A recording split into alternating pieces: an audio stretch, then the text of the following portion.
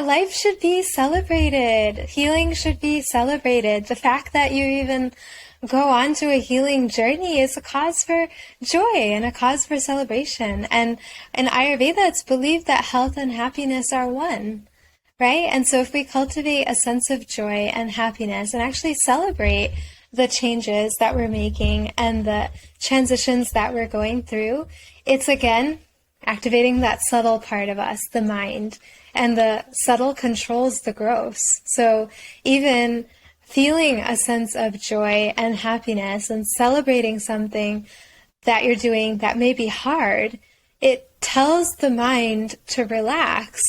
And by relaxing, it allows that true self to be revealed. So actually in the heart chakra, the goddess Durga is present in the form of goddess Kushmanda, who is the goddess who created the world through heartfelt laughter. And she is supposed to be smiling in our heart. And when we're smiling and laughing and playing, that's when we are the most creative. And incidentally, the heart chakra is the place where a lot of the healing happens, right? Because our emotions are here in the heart. And when we are feeling really full and joyful and, emanating with that joy, then that joy itself is going to be a healing medicine for our physical body.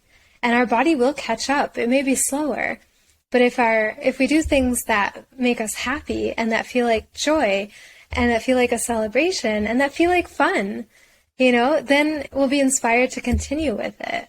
It shouldn't be that health is like a drudgery, right? I mean, we do have to do some hard things here. We do have to make some pretty big shifts and make some bold changes, right? So that's why the book's journey is that of a hero's journey, because it is a heroic feat. Healing is hard. It's the hardest thing we'll probably ever do, right? So that's why we don't look at the darkness, because we are afraid of how hard it's going to be. And that's why some people can't get out of it, because it's hard, right? So if you go into it, you just feel like, oh my God, is this ever going to end?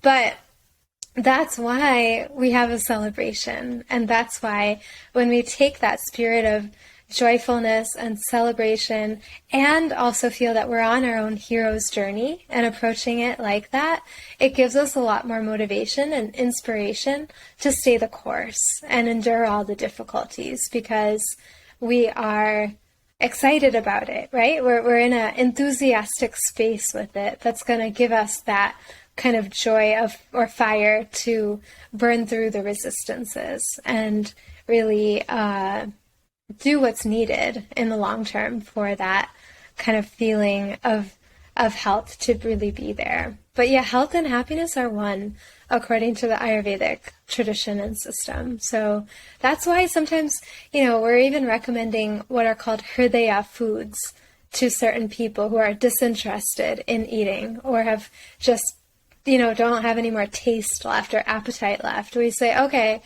instead of giving you detox foods when you're already miserable, why don't we give you what are called hridaya foods, which are heart healing foods. There's certain foods that are like really healing to the physical heart and the emotional heart. And when you also even eat what you love, right? What makes your heart happy, it itself can be a very helpful way to get you onto the path of healing. I mean, you don't want to endlessly indulge in what's not going to help you with your health. Hopefully you can find what's both enjoyable to you and helpful for your health, if that's the ideal case. But in any case, we can definitely understand that choosing what brings us happiness, that's also of a pure quality, right?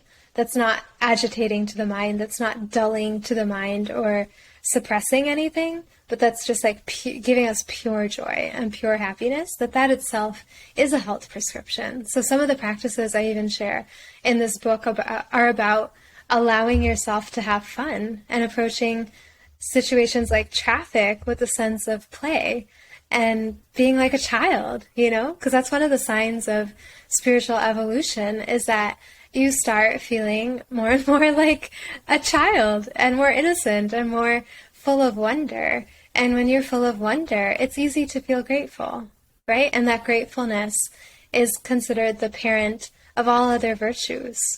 Because from gratefulness, we give back, right? And we are reciprocal in our relationships, and we receive much from nature, but when we're grateful, we give back to nature too. And that's very healthy for us as human beings to do.